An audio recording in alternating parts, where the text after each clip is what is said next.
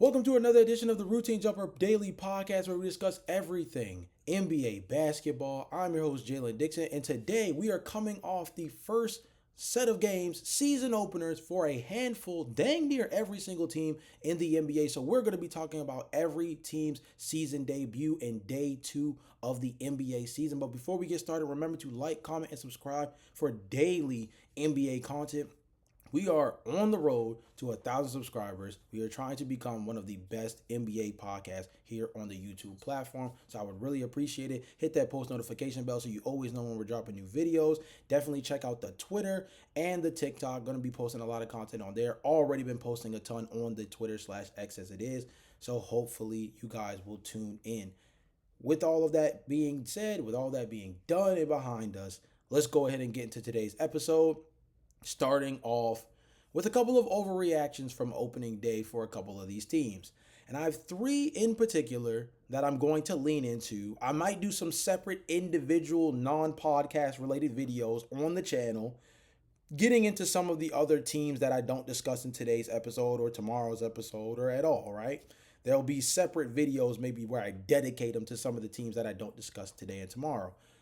But there are three takeaways / overreactions that I have that I just gotta get into after watching some of these games. The first one, Victor Wembanyama is an absolute problem. We already knew, right? The dude came into the league 7 foot whatever, right? I think he's 7'2", something crazy like that. They said over the summer he grew another 2 inches, and I see what it did to him. And look, after the game, which, by the way, for context, anybody who didn't see this, and if you haven't, what's wrong with you? Check out the highlights. This man put on an absolute masterclass. 125-92 victory on the road against the Dallas Mavericks. Obviously, all the hype was around Cooper Flagg for about the first 5 minutes. After that, the Victor Wembanyama show kicked in full effect. 40 points, 15 rebounds, 15 of 21 from the field, 9 of 11 from the free throw line. Oh, and by the way, 3 blocks and was a plus 31. Plus 31 on the team in this game.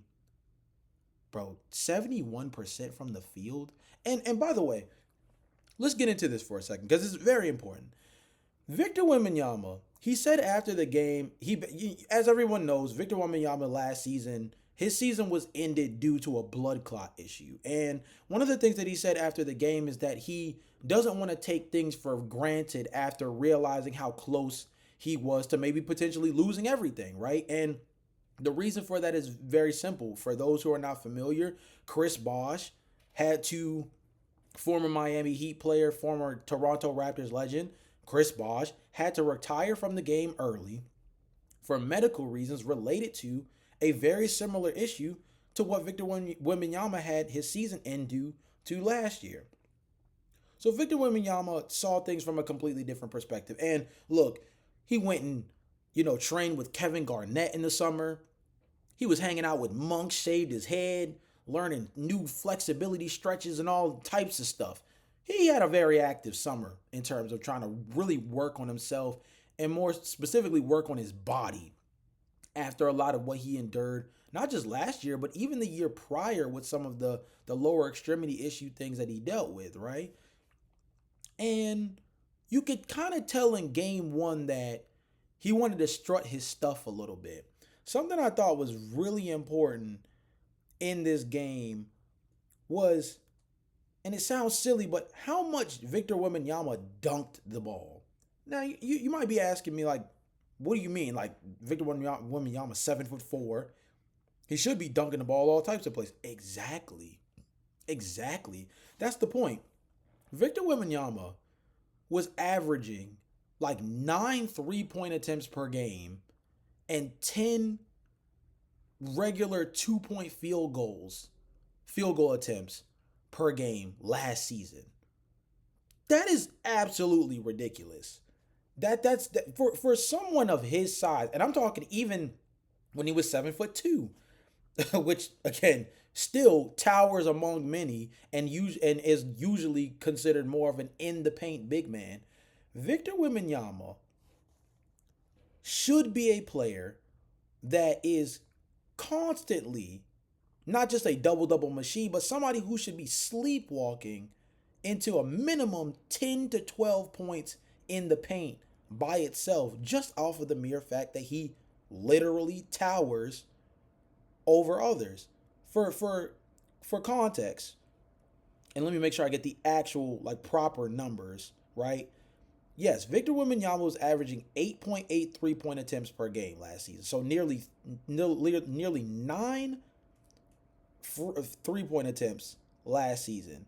And then he attempted 18 shots from the field in total. So if that's literally, if you look at it, that's literally a split of about 9 3-point attempts and 10 2-point attempts per game at 7'4". That makes absolutely no sense. So he comes into this game where he's dominating Anthony Davis, by the way. Anthony Davis looked very normal in this game against Victor Wembanyama. Victor Wembanyama was getting whatever he wanted to. And by the way, Anthony Davis, he had himself a pretty decent game. 22 points, 13 rebounds. 7 of 22 from the field goes to show you where Victor Wembanyama played a big factor in keeping Anthony Davis quiet. But let's focus on Victor.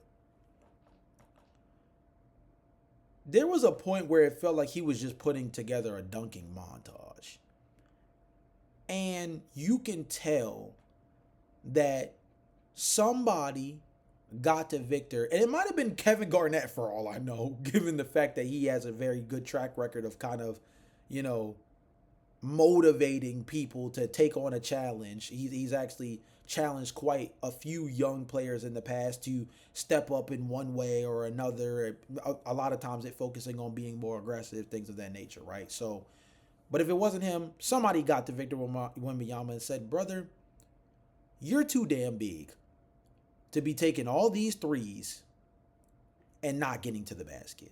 So Vic only taking 2 3-point attempts of his 21 field goal attempts in this game, I think was a representation of the turning corner that Victor Wembanyama desperately needed and needs to take in order to truly be the MVP caliber player that I think a lot of us think he's capable of being.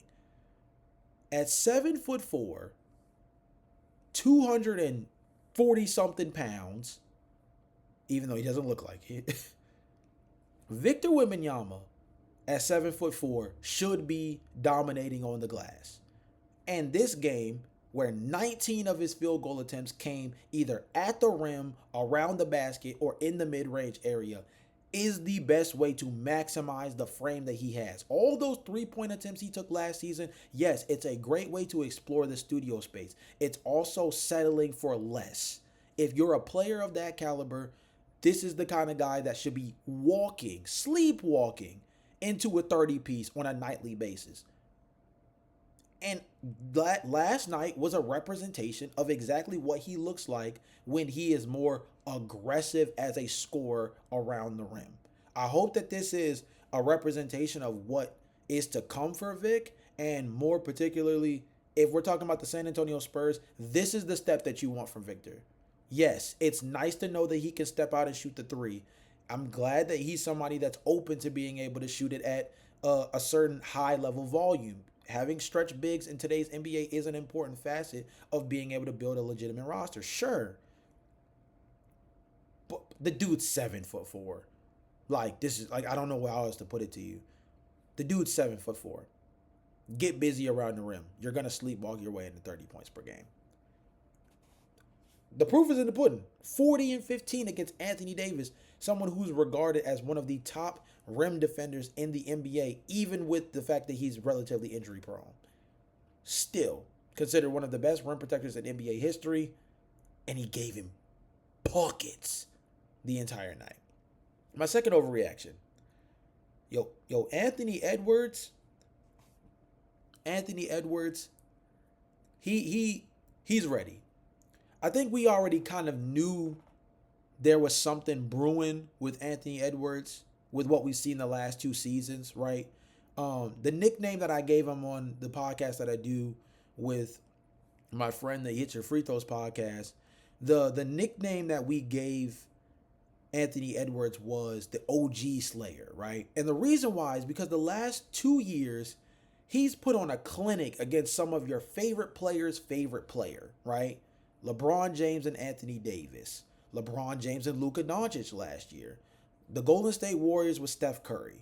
The Phoenix Suns when they had Kevin Durant and Devin Booker. Your favorite player's favorite player ran into Anthony Edwards, and Anthony Edwards came out on top in back-to-back seasons where the Minnesota Timberwolves were in the Western Conference Finals with a chance to go play for the chip. Last season, he did something special. As a hyper athlete, he decided, understanding that his team needed more floor spacing and needed an ability to open up the floor from a mid-range perspective by allowing guys like Jaden McDaniels and Julius Randle to have more space in the mid-range area. He needed to be more of a threat as a three-point shooter. We know with his athleticism how much he can put pressure on the rim and punish defenders around the basket. But last season, he took it upon himself to be not just the Minnesota Timberwolves' best three-point shooter. He was one of the best three-point shooters in the league, not just from a percentage perspective, but also from a volume perspective. He was right up there with Steph Curry and Malik Beasley and Klay Thompson and any other player that you typically would throw into that conversation when you're talking about high volume three-point shooting, both percentage-wise and in terms of how many they take per game. Anthony Edwards, and again, this is against the Portland Trail Blazers, which is a touch and go, but I will say Portland has some solid defensive players on their team with guys like Drew Holiday, Toumani Camara, Denny Avdia, Jeremy Grant. These are all guys that are really solid on the defensive end. Toumani Camara just last season made an All-NBA defensive team. So, and Donovan Clingan, even with this only being his second year in the league, is a top flight defender at the center position. Now, that's a little bit different when you're guarding the paint, dealing with a perimeter player, but still one of the better rim protectors in the league already at his youthful age. Mans came out there, dropped 41, 7 rebounds, knocked down 5 threes, shot 50% from the field, and hit all 8 of his free throws. So he went 50, 50, 100 for 41 points and was a team best +9 on the floor. And usually, by the way, your star player, unless it's a blowout, tends to be a net negative in your plus minus just simply because of their usage level. That tends to end up being a really high contributor to their plus minus on a night-to-night basis. I should also throw out there that something else that's really important. Ant turned the ball over 4 times, but Dante DiVincenzo had 6 turnovers. So that goes to show you Anthony Edwards had significantly more on-ball usage than Dante DiVincenzo, yet Dante in 20 minutes had 6 turnovers, 7 points, and he was mainly more impactful as a defensive player, 2 steals, 2 blocks. Again, more effective as a defensive player, starting at the point guard position. Mike Conley came off the bench, and this one goes to show you that they are going to have to make a transition at point guard very, very soon. And it looks like in the beginning, they're going to lean on Dante DiVincenzo as opposed to going to Rob Dillingham, who actually did not play in this game. DMP coach's decision. But let's stay with Anthony Edwards. Again, it's an overreaction. But Ant Edwards, he's going to be in that conversation this year with Wemby, for example, for that MVP. Like, there's a couple of guys that after day one have kind of set themselves up to be a mainstay in the conversation of MVP if everything goes right as far as health is concerned. Victor Wembanyama is going to be an MVP candidate. Anthony Edwards is going to be an MVP candidate. Jalen Brunson is going to be an MVP candidate. Luka Doncic, despite the fact that the Los Angeles Lakers are very questionable right now, and we'll have to get into that on a different episode, going a little bit deeper into some of their roster issues because it does go deeper than DeAndre Ayton. Despite the fact that I kind of really ripped on him heavy the other day, it is a little bit deeper than DeAndre Ayton. Giannis Antetokounmpo will be an MVP candidate, right? There's already a couple of names that I can think of that are not just emerging, but will be consistently in that conversation all year long. If I had to put an order to it after one game, I would say my top three MVP candidates after one game is Victor Wembanyama, Anthony Edwards, and Luka Doncic. Those would be my leading three candidates after game one for all three teams, for every single team except for I believe the Nuggets and the Pacers. They're the only other two teams that haven't played yet. But after every team has only played one game, those will be my three MVP candidates that lead the charge. My third overreaction is actually not as positive as the other two. And it has to do with the Philadelphia 76ers. And it's that, and they got the dub on the road at TD Garden without Paul George. And mainly, the guy that I want to focus on is Joel Embiid. And my overreaction is that I think that Joel Embiid is officially cooked. And what I mean by that, it's pretty obvious, but what I mean by that is Joel Embiid had already told us going into the season he wasn't playing back-to-backs. He made that abundantly clear that he wasn't going to be playing back-to-backs anymore for the rest of his career just due to his injury pileup, putting him in a position where he just cannot physically do it. And he came into this game still kind of limited, and it was understood, but he just didn't look good out there on the floor. He played 20 minutes, finished the game with 4 points, 6 rebounds, 2 assists, 1 of 9 from the field. And here's the thing. You can tell when a guy isn't right when they start settling. Of Joel Embiid's 9 field goal attempts, 4 of them were 3-pointers. He missed all 4, by the way, just to make things even more interesting. But he shot 11% from the field. 11%. And didn't hit a single one of his 3-point attempts. By the way, team worst, -16. And to contextualize that, the next closest person was Kelly Oubre at -8. Kelly Oubre played 33 minutes. Joel Embiid played 20. Joel Embiid was so bad in this game. It looked so underwhelming that Dominic Barlow closed this game. And that's not just notable because Joel Embiid looks like he's just like a shell of himself right now from an injury perspective. That's notable because this game was close. And of course, there's no playoff implications on the line or anything like that in game one of the NBA season.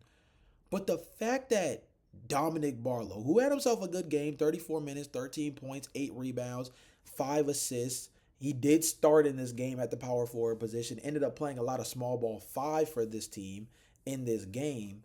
The fact that Nick Nurse felt more comfortable closing this game, valuable crunch time minutes with Dominic Barlow, just goes to show you how far away from right Joel Embiid is right now. I don't think Joel Embiid's playing 65 games. I think most of us would agree that's the case. I don't think that Joel Embiid is ever going to be an MVP again, truthfully. I don't think he's even going to reach MVP status again. He's not going to be in the top 5 conversation for MVP anytime soon. And Joel Embiid through one game looked more like a hindrance than a help. And that's a tough thing to say about a former MVP, a guy who was an MVP just a few seasons ago. But Joel Embiid looks cooked. And Shout out to VJ Edgecombe. We're going to talk about him in just a moment. Shout out to Jared McCain, who, when he gets healthy, I think is going to be a real contributor for this team.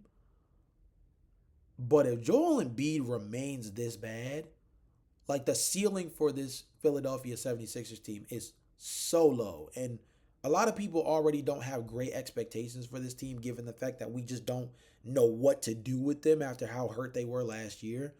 But if Joel Embiid is this bad, it doesn't matter how good VJ Edgecombe is. It doesn't matter how good Tyrese Maxey is. They're going to be bumping their head on their ceiling way closer than where they would like it to be, because their upside is just non-existent without Joel Embiid being the 20 and 10 kind of guy he was before. They may be a fringe playoff team just simply because the Eastern Conference is not that dangerous, at least towards the middle/bottom. But like they're moving nowhere. They're moving nowhere if he's not a real threat. And through one game, and again, these are overreactions for a reason, but through one game, it's not looking good. Let's go ahead and move on to NBA Rookie Watch. VJ Edgecombe was absolutely special. He was the bright spot of this game. Him and Tyrese Maxey combined for 74 points. VJ had 34 points. It was the most a player has scored in an NBA debut in NBA history. I'll repeat that again. VJ Edgecombe scored the most points in an NBA debut in NBA history. Daryl Morey might not have gotten his return on investment one season in on acquiring Paul George. The man has hit in back-to-back drafts easily with Jared McCain and VJ Edgecombe. These guys are going to be special. These guys are going to be absolutely special. And VJ Edgecombe looks like he's going to be off to the same kind of hot start that Jared McCain had last season. VJ next to Tyrese Maxey, this team is they just play really fast. VJ had 26 shots in this game, a lot of aggressive three-point shots, was 5 of 13. That was his biggest knock coming out of college. Coming out of Baylor, everyone knew he was a hyper athlete. Everybody knew that he was a dangerous finisher around the rim. We saw him trying to end many careers in NBA preseason, in NBA Summer League, showing off his athleticism.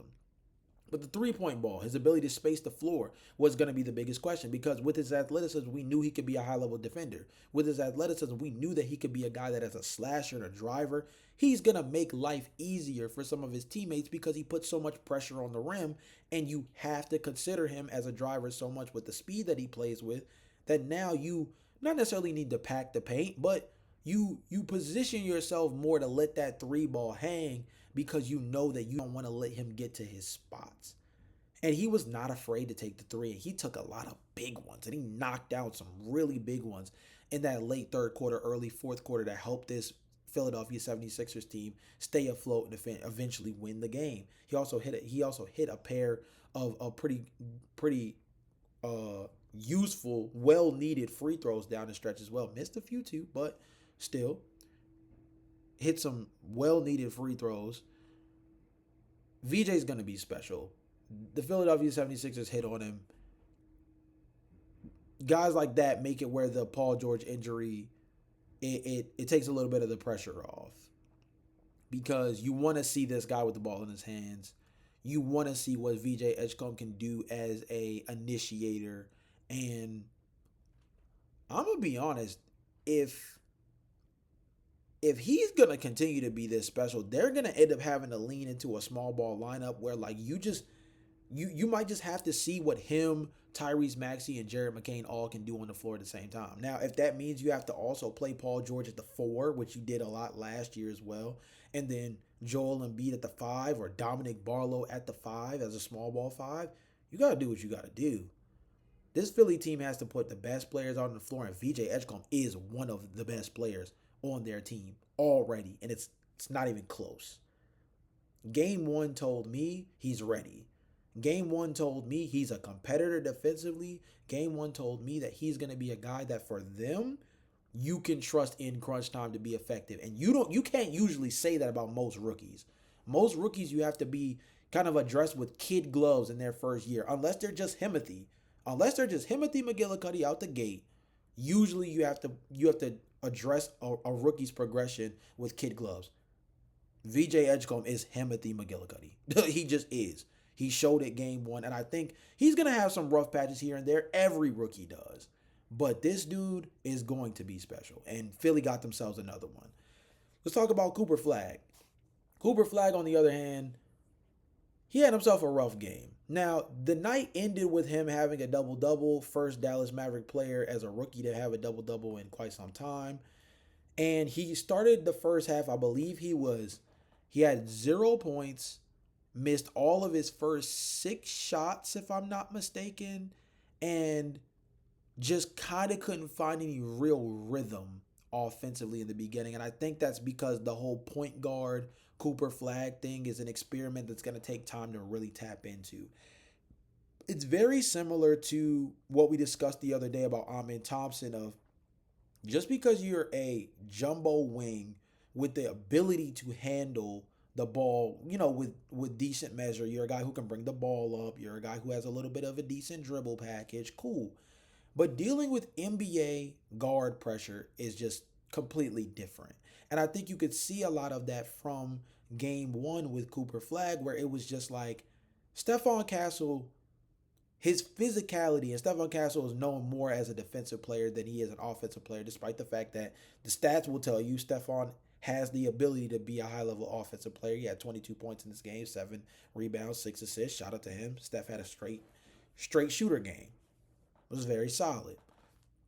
But Steph was also able to kind of not have his way defensively, but he made things really, really difficult for Cooper Flagg. And you could tell that ball pressure was just different.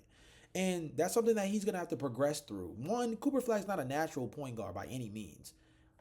Number two, he's not really a play initiator. And I think he's still going to be a guy that's going to be in the All-Star conversation when it's all said and done for this season. I think he's going to be in that conversation.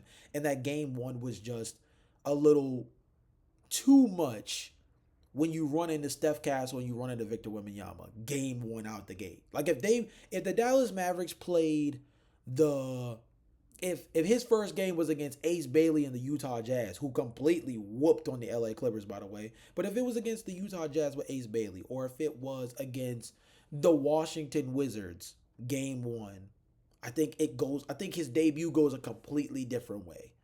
But when you run into the last 2 rookies of the year, Steph trying to build off of last season and prove to people that it wasn't a fluke, Victor Wembanyama trying to show people that he is an MVP caliber candidate after a lot of people last season kind of started to worry about whether or not those injury concerns were going to start to slowly but surely build up. Obviously, the blood clot thing is something you can't control. But nonetheless, like Vic, we still were waiting for him to hit that gear. And I think he realized that this summer, and obviously he came out to prove it in game one. You just ran into a buzzsaw as part of your debut. So I think he's going to get better over time, that's obvious. And he still had 10 rebounds, which shows that he's very active on the glass and somebody that I think is going to add real value to this team with them playing with so much size. But either they're going to have to address the point guard issue, or they're just going to have to let him develop through the growing pains. I think you should let him develop through the growing pains, because I think that Cooper Flagg at the point guard position can be something that unlocks so much more for you down the line.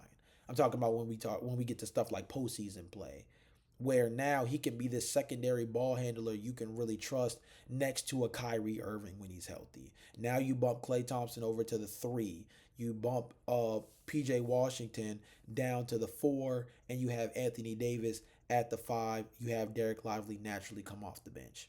Or you maybe it's one of those things where you do the double big lineup still, but you have Kyrie,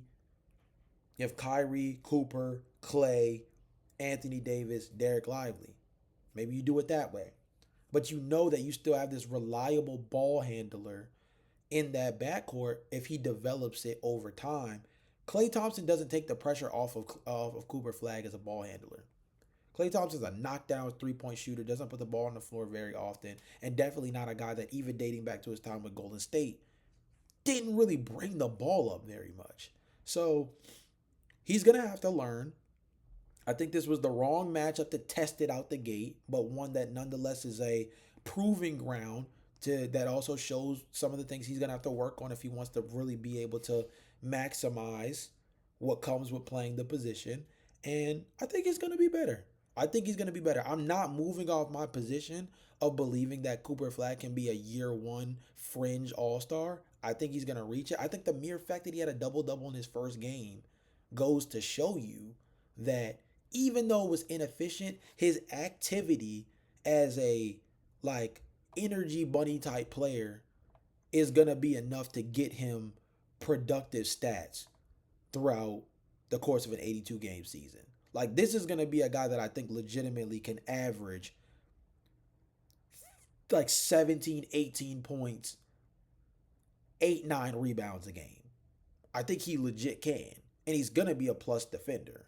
Because all the measurables, the tools, defensively, everything says he's going to be a plus defender out the gate. And there was glimpses of that in this game as well. So nobody should be jumping off the Cooper Flagg bandwagon just yet. One game should not be indicative of anything. I think if you really go back and look at the game, this is simply just a guy that's learning how to play point guard on the fly. And that's one of those things that comes with the fact that, honestly, there's not a ton of point guard depth for the Dallas Mavericks right now. Some other rookies that I want to highlight, and I just want to talk about them very, very quickly. One, Ace Bailey didn't have an insane game, only 2 points, 4 rebounds, 2 assists. But Walter Clayton Jr. came off the bench, 10 points, 6 rebounds, 5 assists. Thought he was good in his minutes, nothing to write home about, but I thought was just effective, to say the least, in a game where the Utah Jazz completely blitzed the LA Clippers. We're going to talk about the LA Clippers probably like tomorrow because I have some thoughts about the Bradley Beal part of that situation, but I'll get deeper into that on tomorrow's episode.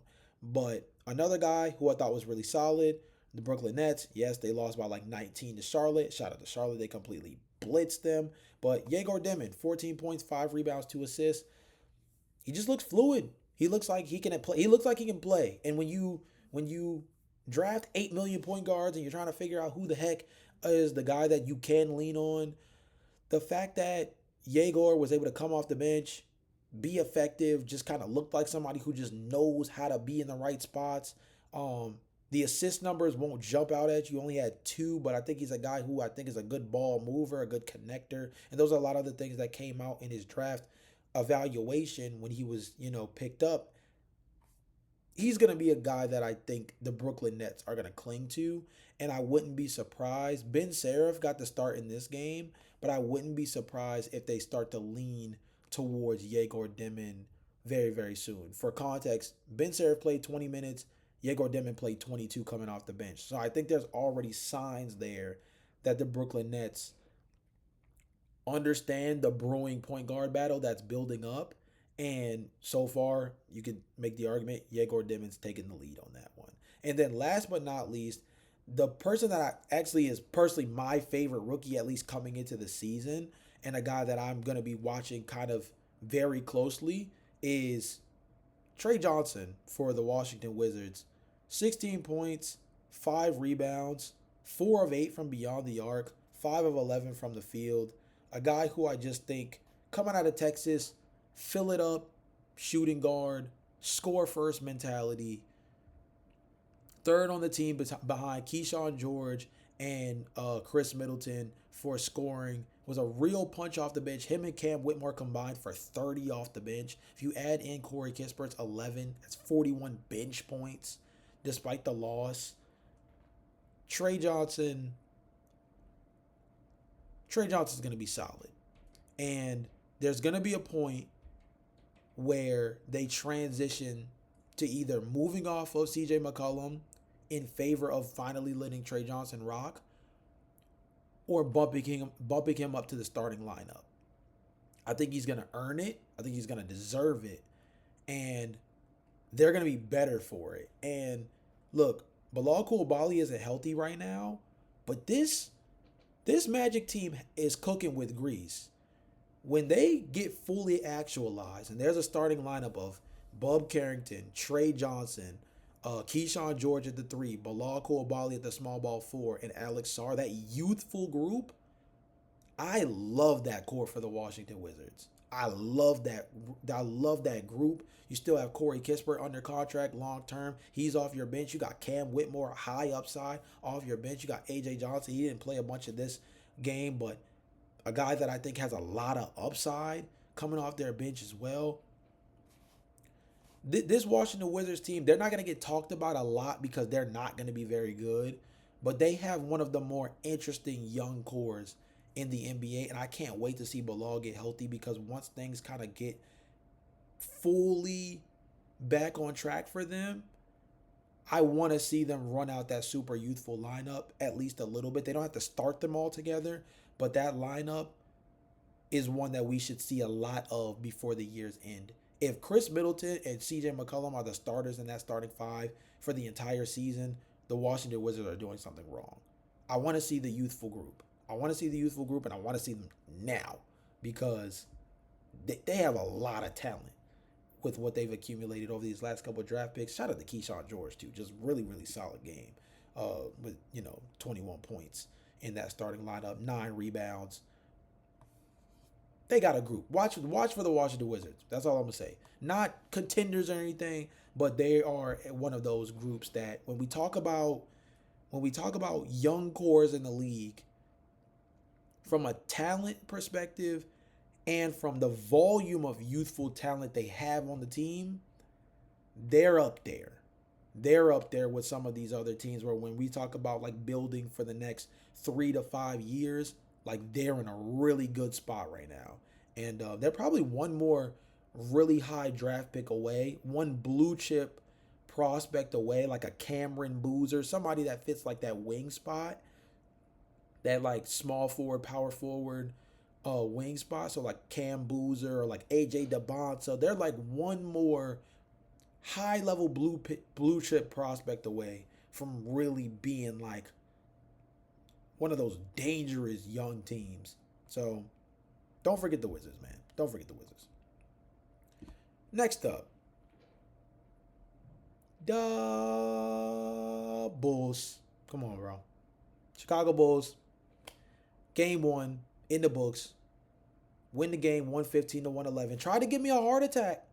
At one point, they were up by like 19, and they were letting the Pistons storm back. And it was honestly driving me crazy, because this game had everything. This game had a little bit of everything. Matas Buzelis absolutely hooped. Love him for this. 21 points, 6 rebounds, 7 of 12 from the field, 7 free throw attempts, knocked down all of them, had 3 blocks. Crazy high energy. Love what he was doing. Him and his former G League Ignite buddy, Ron Holland, were going blow for blow, and I loved every second of it in terms of those guys having that little mini 101 battle within the game. Nikola Vucevic, shout out to you, bro. You're building that trade stock up even better. Last year, you came off of shooting 40% from beyond the arc. In this game, 28 points, 14 rebounds, 4 of 6 from beyond the arc. I smell 2 first-round picks and a young player in a potential NBA trade very, very soon. That's all I'm saying.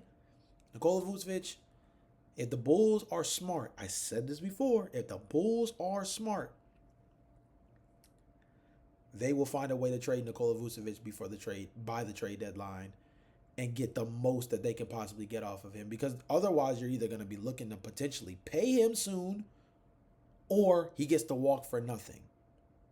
Right now, his value is as high as it's ever going to get. Not only is he an expiring contract, but he's a floor spacing big now. Hopefully, that's the consistency of it, because if he's consistently a knockdown 3-point shooter from beyond the arc at that center position, he's going to have insane value on the trade block. So shout out to bro. Josh Giddey, 19 points, 11 assists. Love it. Insane bench production.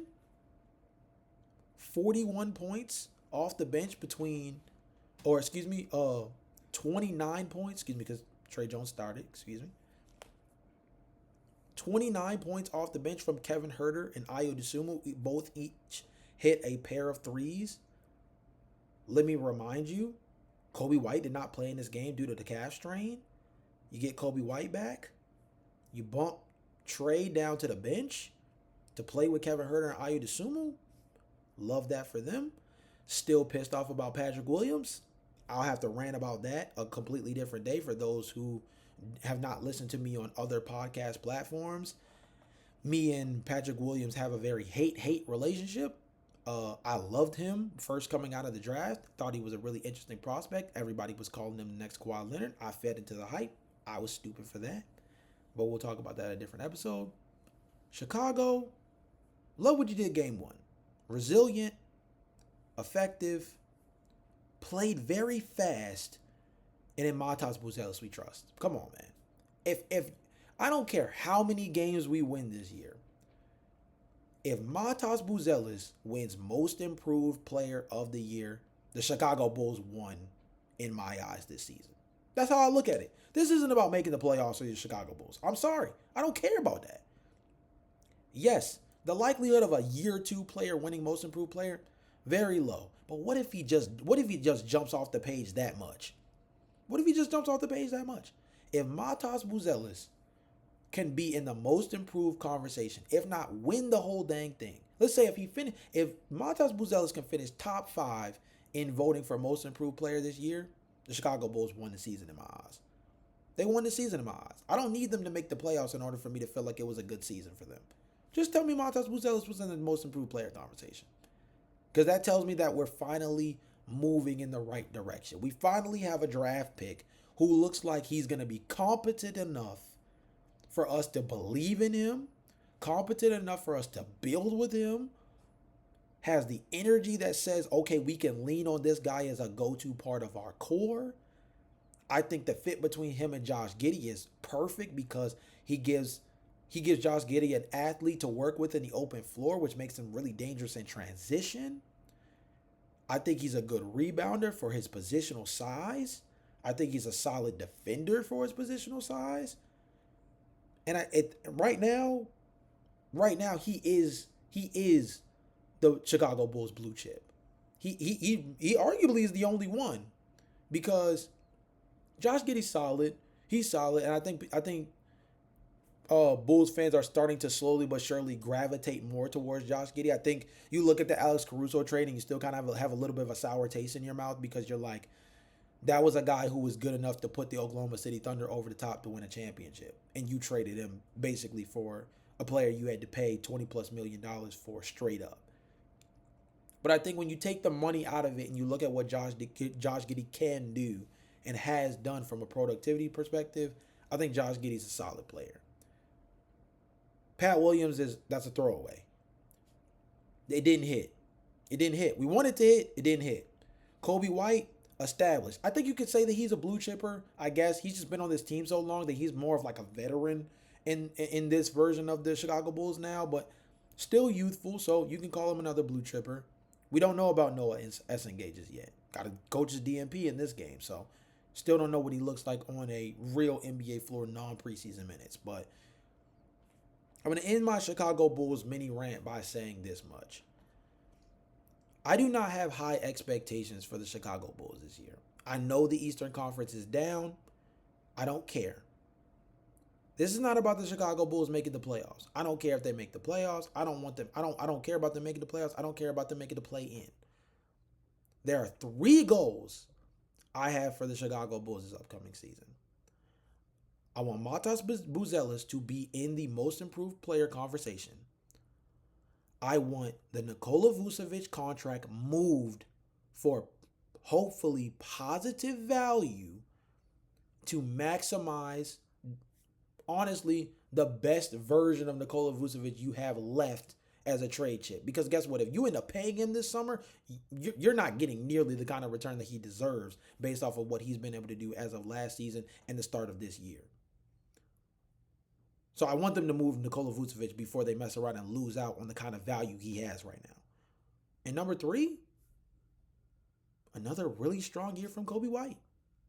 That's all I want. Nothing crazy. I don't think that's too much to ask. Another strong year from Kobe White, a most improved caliber year season from Matas Buzelis, and let's try to get some positive value out of Nikola Vucevic. You do those three things, Chicago Bulls are moving in the right direction. You don't, still end up having questions about what the heck this roster is and what the heck our future looks like moving forward. That's really how I feel. I'm a pretty simple guy. I don't have too many expectations for a Chicago Bulls team that's still trying to figure themselves out. But I think that Nikola Vucevic being moved would be a signal that this team finally understands what they need to do in order to move into the true rebuilding phase. And as far as the other two young guys in Buzelis and Kobe White, it's just knowing that the two guys that are probably the most talented on the roster are taking strides in the right direction. Last but not least, speaking of Nikola Vucevic, former Orlando Magic, the Orlando Magic, bro, they're going to be a problem in the Eastern Conference. Easily. Game 1 sent the message. They were already one of the top defensive teams in the league last season, even without Jalen Suggs for most of the year, even with the fact that their trio missed a ton of games last year. The Desmond Bane effect is real. That showed out the gate. They shot 40% from beyond the arc as a team. Desmond Bane knocked down 3 of 4 threes in this game. They had 4 players knock down at least 2 or more threes. The trio of Paolo Banchero, Franz Wagner, and Desmond Bane combined for 70 points. And they just made plays when they needed to. Shout out to Wendell Carter Jr. His stat line won't wow you. He had 9 points, 8 rebounds, a block and a steal. But he had some timely rebounds, and more importantly, he was so effective on the offensive glass, a +5 on the offensive glass. The hustle stats were the glaring thing for Wendell Carter Jr. This team has size. This team plays hard. This team is not afraid to be aggressive as a driving team. They're getting 3-pointers up now. At least, again, it's only game 1. Don't oversell it, but hear me out. They're getting 3-point shots up now. They have a tertiary scorer who can back up Paolo Banchero and Franz Wagner. Paolo was he was very slow to the party in this game. He finished the game with 24 and 11. It wasn't as cute as it seemed. Shot 7 of 17 from the floor and really struggled in the first half. I think he went into halftime with like 7 points. Really struggled in the first half. But Desmond Bane and Franz Wagner were both in double figures. Last season, that would have really cost them. Paolo Banchero being in single digits at halftime. This season, they have a guy to pick the slack up. They featured Desmond Bane early and often. He had two of his 3 knockdown threes came in the first half. He led the team with 18 field goal attempts.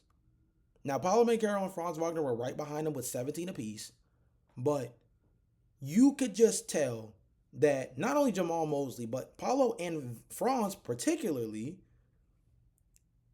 went out of their way to work in screen and roll actions, pick and pop options to get Desmond Bane freed up and also just get a 2-man action established with him early and often throughout this game.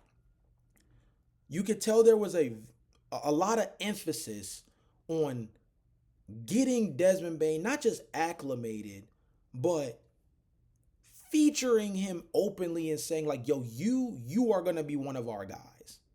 And you would say, well, bro, look at all of the trade assets they gave up to get Desmond Bane. He better be. Yeah, but when you look at what he was brought in for and the main issue that he's meant to resolve, it's very easy to find yourself trying to turn Desmond Bane into a spot-up 3-point shooter. Because that's what they needed, right? That's what they tried to get out of KCP last year. That's what they try to get out of Jalen Suggs to a lesser degree. Granted, he was a 37 to 40% 3-point shooter last season when healthy and the season before that. But like, he was the only guy who could really hit a 3 ball at a high clip for this team. So Desmond Bane, you bring him in, he's a career 40% three-point shooter. You just ask him to be Duncan Robinson. You could do that. But we know that Desmond has more ability on ball than that. And more importantly, we know that he's a guy that as a third scorer is going to be getting the third best defender on a night to night basis because of the respect that Paulo Banchero and Franz Wagner require on that side of the ball. So the fact that Desmond is so good on ball now in terms of his shot creation, something he was able to develop playing so much in Memphis without Ja Morant because of either Ja Morant's suspensions or the fact that he seemed to be injured a lot on a year to year basis, especially these last 2 years. Him being the third option on this team is just an element they've never had before. By the way, Tristan Da Silva comes off the bench, 16 points, knocked down 3 threes himself. Looks like he could be a real X factor for this team. Jalen Suggs, he was questionable coming into this game. Ended up starting the game, played in limited minutes, 16 minutes in the game. Oh, just 14 points, 4 rebounds, 2 assists, 6 of 7 from the field and knocked down 2 threes. Like, they're getting it from everywhere. They're getting it from everywhere. Again, one game. But if there was one thing that I could say to summarize game 1 of the Orlando Magic with this new trio, it's that the Desmond Bane effect is real. Is it going to still have its growing pains here and there? Yes. But it's so helpful that Desmond has this background of playing next to 2 guys who do need the ball in their hands to be effective on offense in Ja Morant and to a lesser degree Jaren Jackson Jr., who developed a lot more on ball when Ja Morant was out as well, but a guy that is not your, prototypical dangerous stretch big. Like, he can shoot the 3, but Jaren Jackson Jr. is not as much of a knockdown 3-point shooter as people love to try to describe him as. Desmond has been the third guy on a team before next to 2 guys that just need the ball to be effective. So him gelling with these guys, I think, is going to be so much easier than most, big 3 trios usually are when they first get together. And game 1, I think, was a really good representation that, like, not only is this Orlando Magic team going to be good, but I think they're going to be dangerous early. Like, I think they're going to set the tone in the Eastern Conference. Them and the Knicks. I think Cleveland can be good too, but they have issues with Darius Garland right now that until he gets back, their point guard depth is kind of the biggest question mark for them. The Orlando Magic and the Knicks are going to set the tone for the Eastern Conference, and I wouldn't be surprised. I'm calling it right now. I think that the Orlando Magic are going to be like 16-4 in their first like 20 games. Go look at their schedule. They've got a very favorable schedule with their first 3 games of the season all being at home, and then their first road game is against Philadelphia, which, no disrespect to them, VJ Edgecombe and Tyrese Maxey, great season debuts, but the size and physicality of this Orlando Magic team against that team with Joel Embiid looking like a shell of himself right now, like, just the first handful of games look like the Orlando Magic have a chance to like start out 4-0, 5-0 to kick off the season. I think they're going to be like 16-4 through their first 20 games. Orlando they're coming, man. This year is going to be a big year for the Orlando Magic. Mark my words. But that has been another edition of the Routine Jumper Podcast. Remember to like, comment, and subscribe for daily NBA content. I will be back with you guys tomorrow. Only 2 games tonight, so not too many games to get into. I'll have some other overarching topics that I want to get into. I mentioned the LA Clippers. Want to talk a little bit about the Phoenix Suns, maybe to a lesser degree as well. I'll kind of figure that stuff out as I go along. But yeah, man, this has been another edition of the Routine Jumper Podcast. I will see you guys tomorrow. You guys leave in the comment section down below what are some of you guys' overreactions from the first handful of games of the NBA season. But until next time, peace.